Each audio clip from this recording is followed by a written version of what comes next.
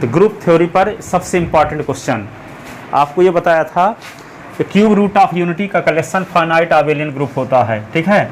फिर fourth root of unity का collection finite abelian group होता है। अब यहाँ हम निकालेंगे nth root of unity, unity के nth रूट का कलेक्शन जो होगा एक फाइनाइट आबेलियन ग्रुप होता है, ये प्रूव करेंगे। तो लिखो so that the set of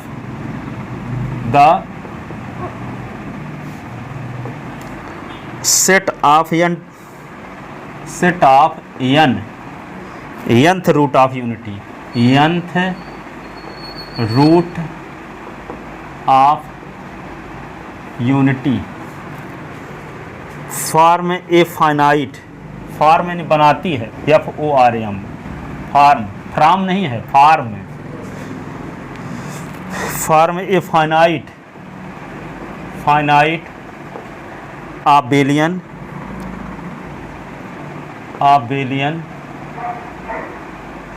multiplicative group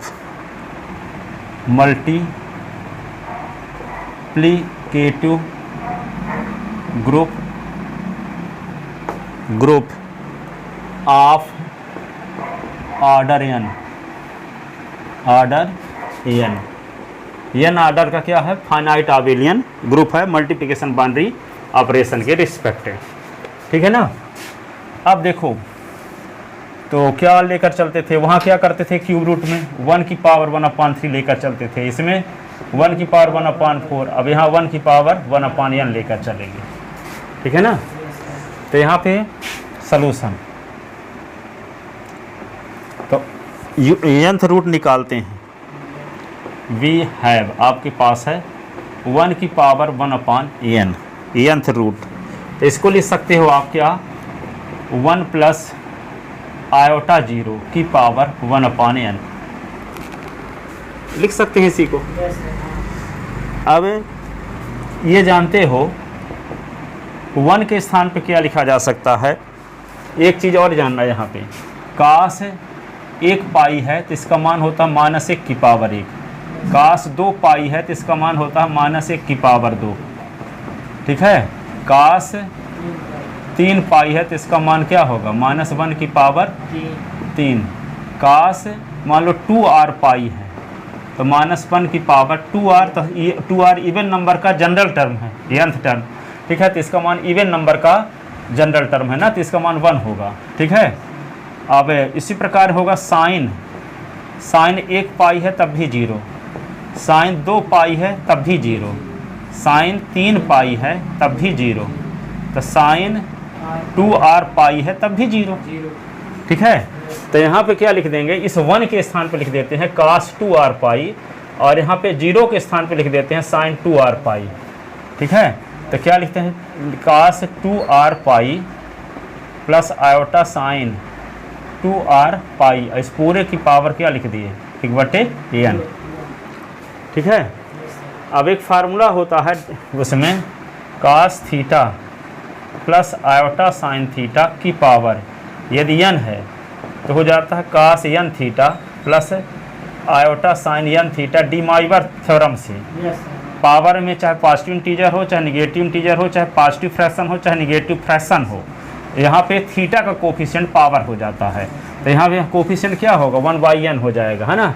theta के स्थान पे 2r पाई है तो इसके पहले 1/n हो जाएगा, इसका मतलब 2r पाई/n और साइन 2r पाई/n, किस थ्योरम से, डी माइवर थ्योरम से, डी माइवर की थ्योरम से, ठीक है। तो ये क्या हो जाएगा काश 2r पाई/n और आयोटा साइन 2r पाई/n by de Moivre's theorem, by क्या लिख दोगे यहाँ पे, बाई डी माइवर्स थ्योरम,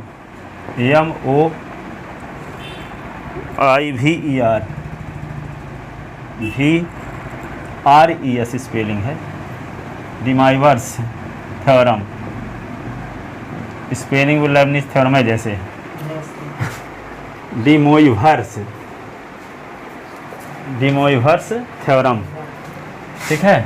अब एक आयलर थ्योरम होता है, cos theta plus iota sine theta, तो ई की power iota theta, Euler theorem, ठीक है, EUER आयलर्स थ्योरम, ठीक है।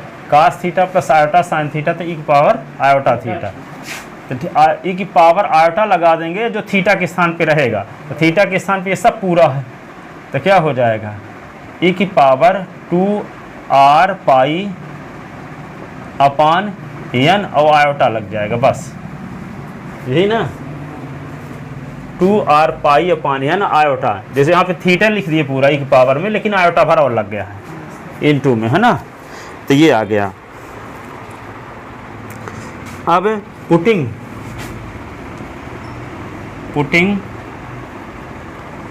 r is equal to 0 1 2 3 dash dash n minus 1, we get the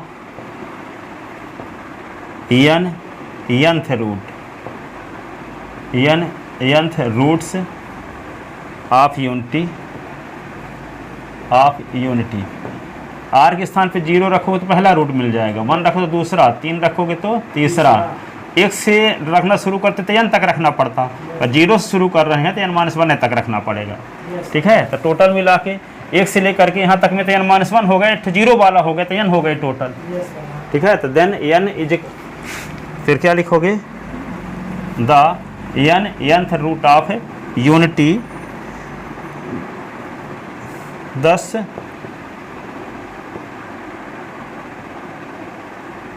if G is the set of, if G is set of nth root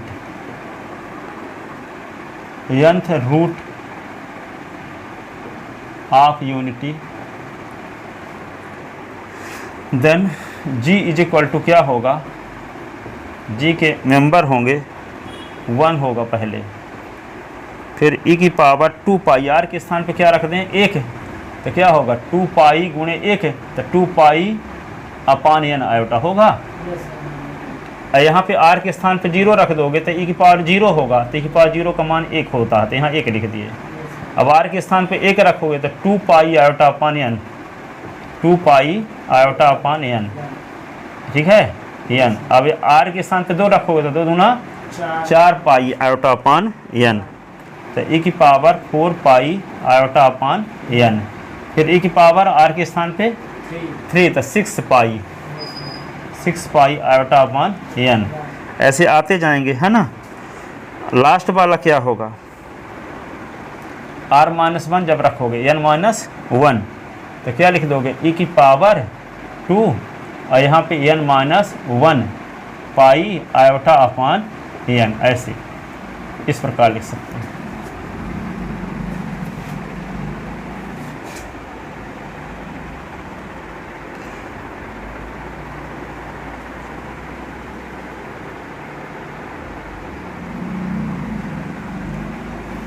ठीक है, लिख ले कि नहीं लिख पाए,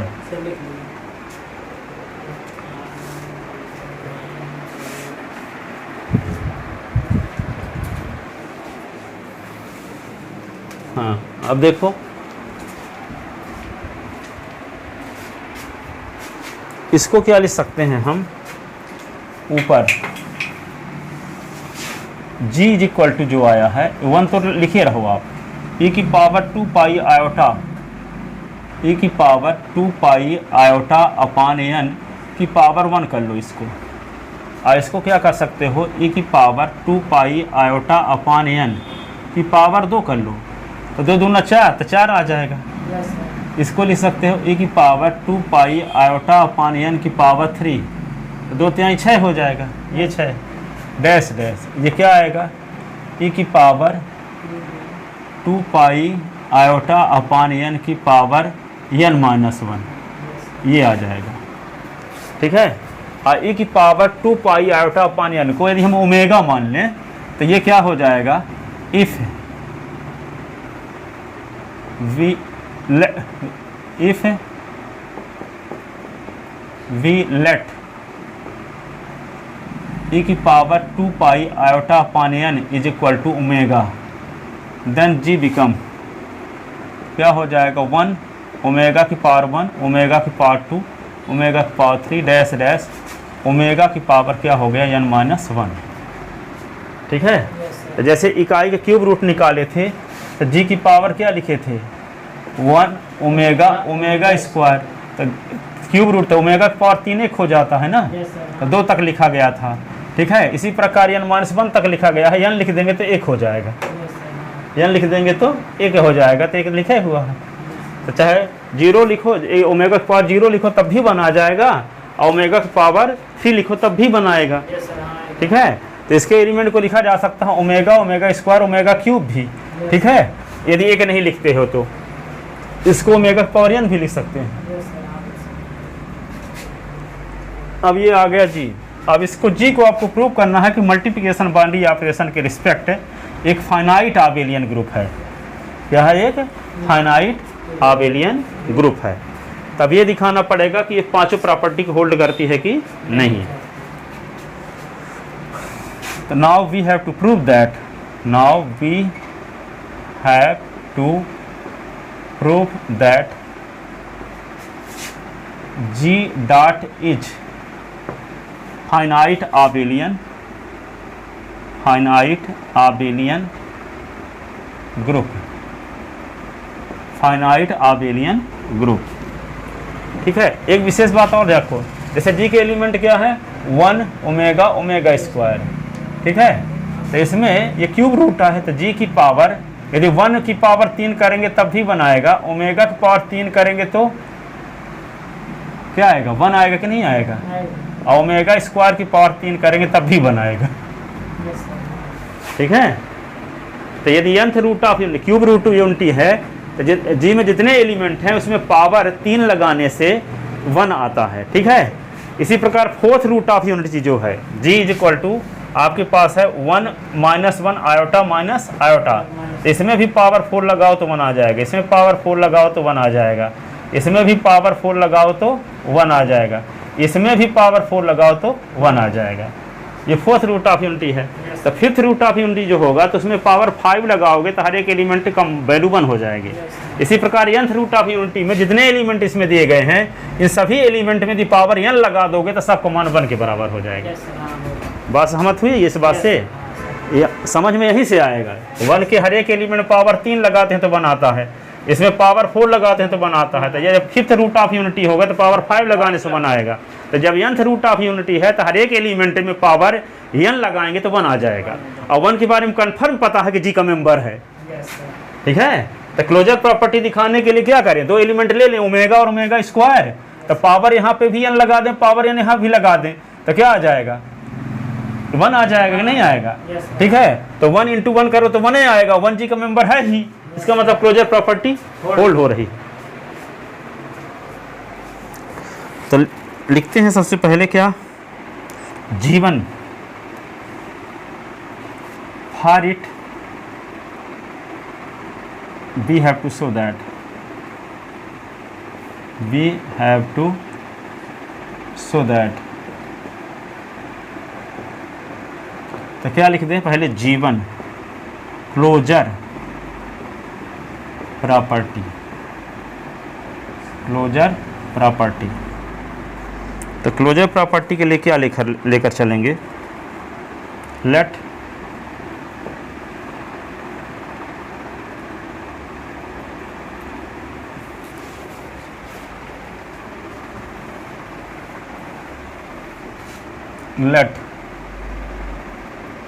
ओमेगा और omega square belong in ji.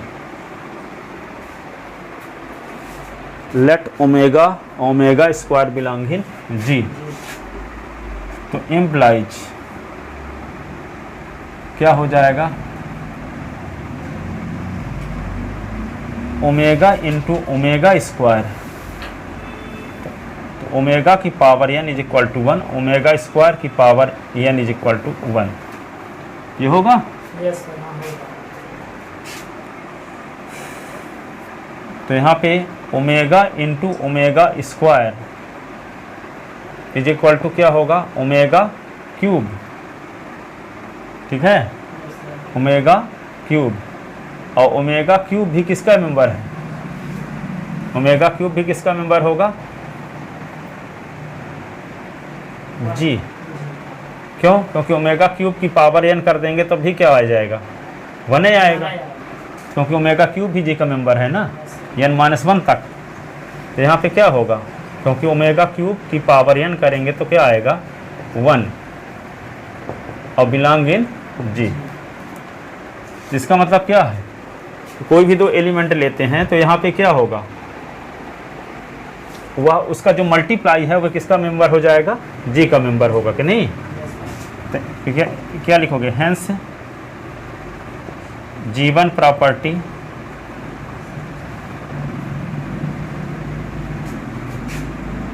Property is hold in G। G1 property is hold in G। ए और बी बिलोंग इन जी, तो ए की पावर n, बी की पावर n, इसमें ए बी मान है, हम ओमेगा ओमेगा स्क्वायर लिखे हैं।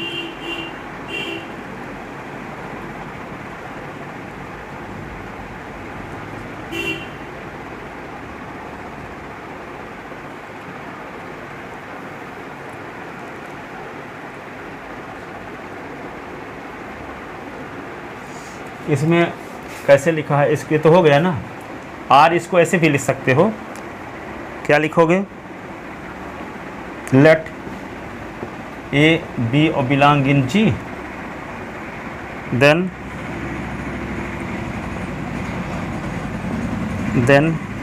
बोथ ए एंड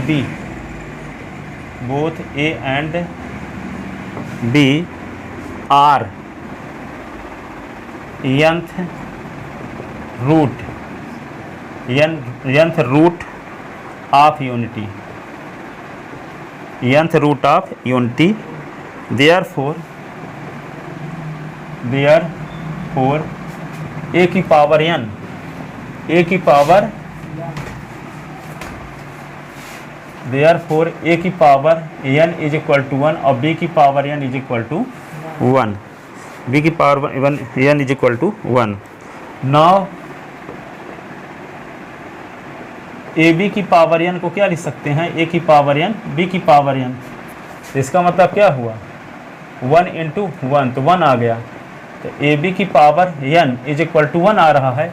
इसका मतलब implies A B is also nth root of unity. जब ए बी की पावर n करने से 1 आ रहा है, इसका मतलब ए बी भी nth रूट ऑफ यूनिटी होगा। तो जब ए बी भी nth रूट ऑफ यूनिटी होगा तो ए बी किसका एलिमेंट हो जाएगा? जी का, क्योंकि जी में सभी nth रूट ऑफ यूनिटी हैं। nth रूट ऑफ यूनिटी के जो मेंबर हैं वे जी में कंटेन हैं, ठीक है। तो जब हम ए और बी को किसका एलिमेंट मान लिए हैं? ए और बी को जी का एलिमेंट मान लिए हैं, तो निश्चित रूप से जी में क्या है? nth रूट ऑफ यूनिटी का कलेक्शन है जी, ठीक है। तो निश्चित रूप से जब ए और बी जी के मेंबर हैं तो ए में n लगाएंगे तो 1 आएगा, जी बी में भी n लगाएंगे तो क्या आएगा? 1 आएगा। अब फिर हम ए बी की पावर n पर विचार किए, तो ए बी की पावर n पर जब विचार किए तो पावर n जब लगा दिए तो दोनों का अलग अलग पावर लगा सकते हैं। ये रूल लगा दिए, ये ए बी की पावर n बराबर ए की पावर n बी की पावर n होता ही होता है, ठीक है। तो ए की पावर n के स्थान पे 1 लिख दिए, बी की पावर n के स्थान पे 1 लिख दिए, और 1 का मल्टीप्लाई किए तो 1 आया। यदि किसी भी एलिमेंट में पावर n लगाने से 1 आता है तो वह एलिमेंट क्या होगा? nth रूट ऑफ यूनिटी होगा। और जब nth रूट ऑफ यूनिटी होगा तो nth रूट ऑफ यूनिटी सभी किसमें कंटेन है? जी में। इसका मतलब ए भी क्या होगा? जी का मेंबर होगा। ए भी क्या होगा? जी का मेंबर होगा। कैसे साबित हुआ? क्योंकि पावर n लगाने से 1 आ रहा है। अब पावर n लगाने से 1 आना ये साबित करता है कि ए भी क्या है? nth रूट ऑफ है यूनिटी है, nth रूट ऑफ यूनिटी है।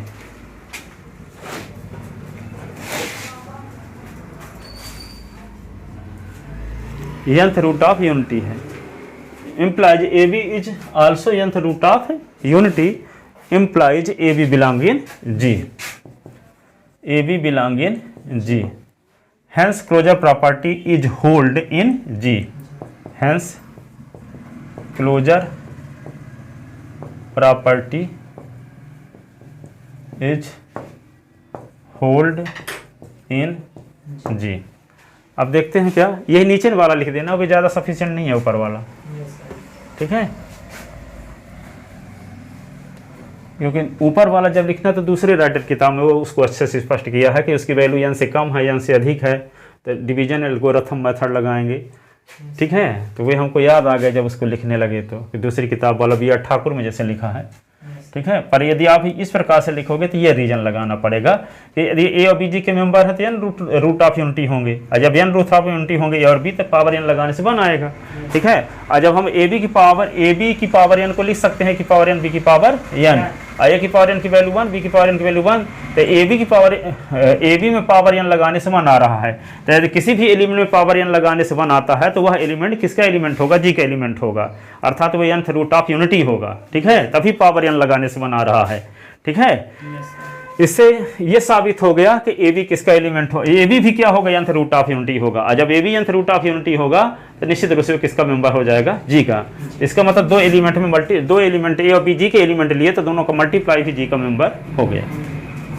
ठीक है, अब देखते हैं क्या एसोसिएटिव लॉ। एसोसिएटिव लॉ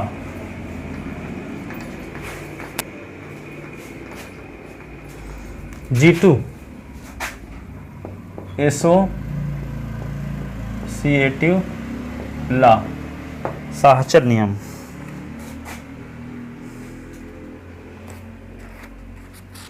तो एसोसिएटिव के लिए क्या लेना पड़ेगा? 3 एलिमेंट लेना पड़ेगा, या कि इसको इसमें दिखा दो, इस प्रकार से लैंग्वेज में लिख देते हैं।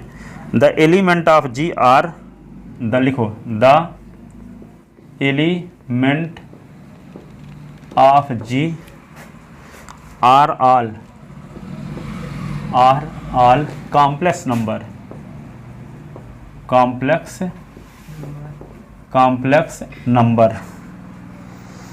Numbers end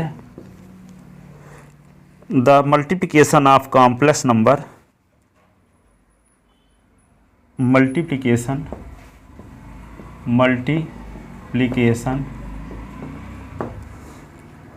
of complex number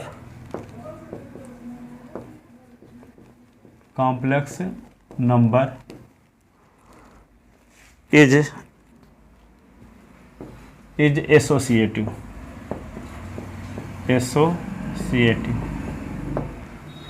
complex number का जो कलेक्शन होता है मल्टीप्लिकेशन बाइनरी ऑपरेशन के रिस्पेक्ट एसोसिएटिव लॉ को होल्ड करता है ऑलवेज। इसके बारे में हम बचपन से जानते हैं, नहीं जानते कि 11th क्लास से जानते हैं। ठीक है, सभी संख्याएं साहचर नियम का पालन करती हैं मल्टीप्लिकेशन बाइनरी ऑपरेशन के रिस्पेक्ट। ठीक है, G3 प्रॉपर्टी देखो, existence of identity element, existence of identity element. तो जानते हैं वन आइडेंटिटी एलिमेंट है जी में, 1 के साथ किसी भी एलिमेंट का मल्टीप्लाई करोगे तो उस एलिमेंट में कोई फर्क नहीं पड़ेगा, इसलिए 1 क्या है? जी में मल्टीप्लिकेशन बाइनरी ऑपरेशन के रिस्पेक्ट आइडेंटिटी एलिमेंट है। ठीक है, G3 existence of identity element.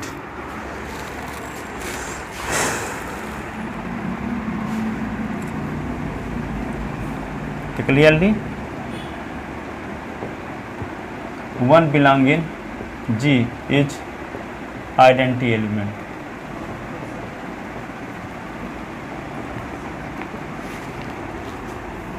Because 1 into 1 तो 1, ओमेगा इंटू 1 तो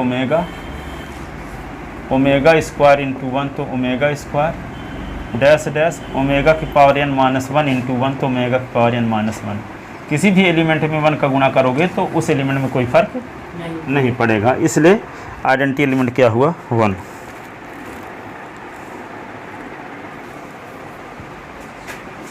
that is for all A belonging G, तो a into 1 is equal to a is equal to 1 into A.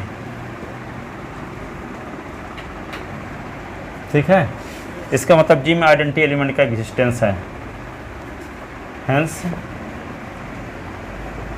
Identity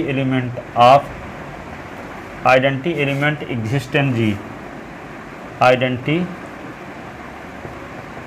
element 1 exist in G. अब क्या देखोगे, existence of inverse element, क्या लिखोगे G4, existence of inverse element, inverse element, existence of inverse element.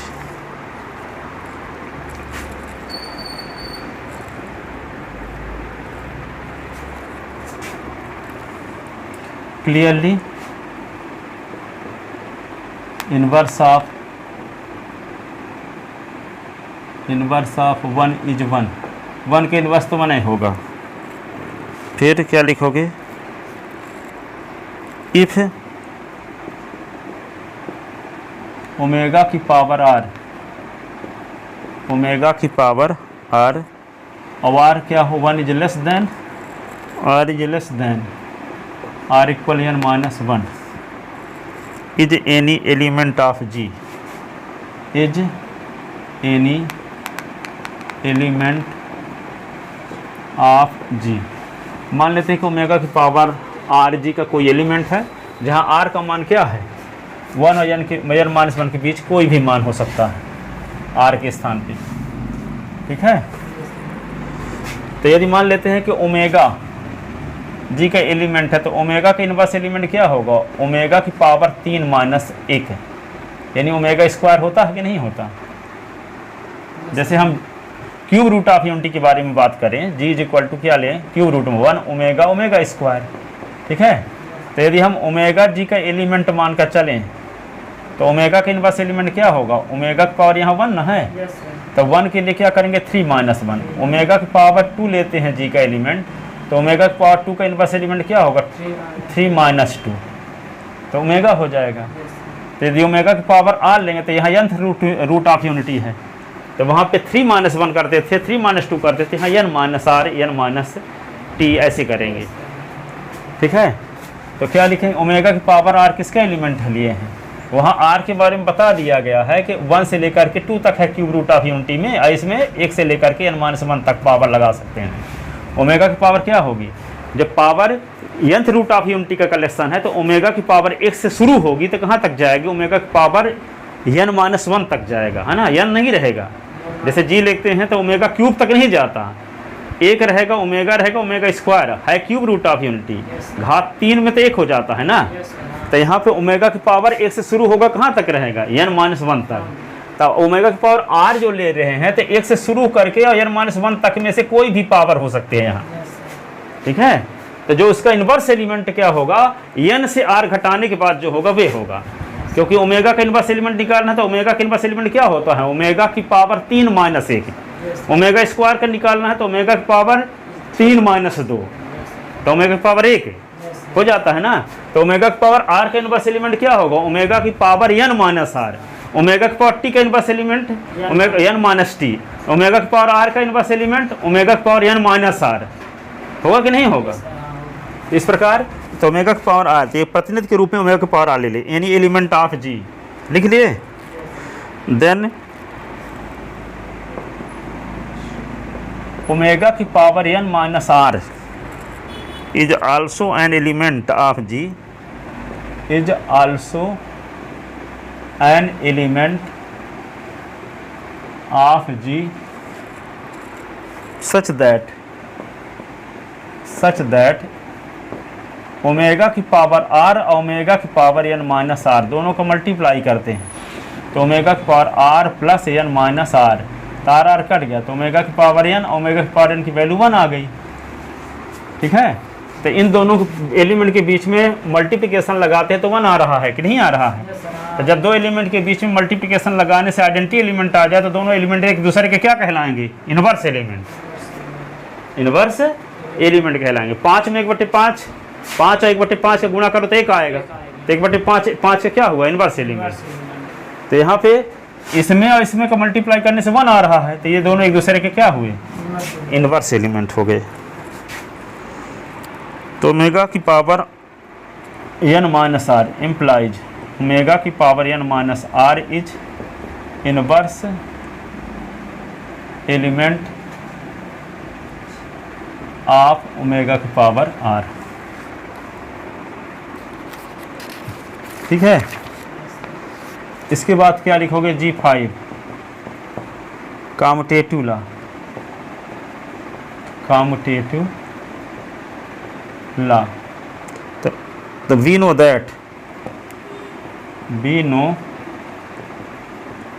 that the multiplication of complex number, the multiplication of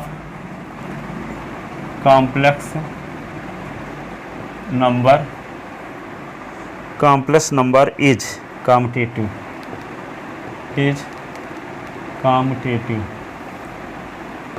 complex number का जो set होता है multiplication binary operation के रिस्पेक्ट कॉम्यूटेटिव लॉ को always follow करता है। ठीक है, hence G dot is an abelian group of order n। किसी ग्रुप में एलिमेंट की संख्या उस ग्रुप का ऑर्डर कहलाता है। इस ग्रुप में एलिमेंट की संख्या क्या है, n है, इसका ऑर्डर n होगा। इसलिए क्या हुआ, जब एलिमेंट की संख्या को गिना जा सकता है तो उसको कहा जाता है फाइनाइट abelian ग्रुप। तो इसमें एलिमेंट को गिन सकते हो, n एलिमेंट है। 10 G dot is an finite abelian group, finite abelian group, finite abelian group. इस प्रकार से nth रूट ऑफ यूनिटी निकालते हैं, उसको प्रूव करते हैं ग्रुप।